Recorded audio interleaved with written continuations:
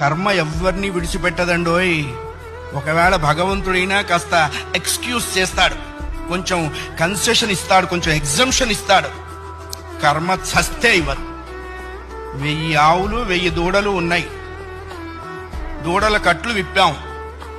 ఏ దూడ దాని దగ్గరికి వెళ్ళి దాని తల్లి దగ్గరికి వెళ్ళి సరిగ్గా ఆగుతుంది. కర్మ కూడా అంతే.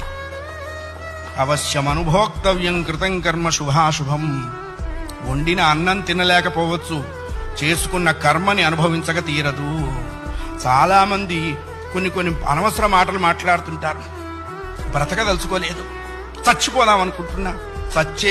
చావునేటువంటిది ఏదో ఏటీఎం కార్డు పెట్టంగానే డబ్బులు వచ్చినంత ఈజీ అనుకుంటాడు. నువ్వు అనుకోంగానే చచ్చిపోతే నువ్వు చేసిన కర్మ అంతా ఎవడు అనుభవిస్తాడు? కర్మానుభవం అనుభవించడం కోసమైనా అది నిన్ను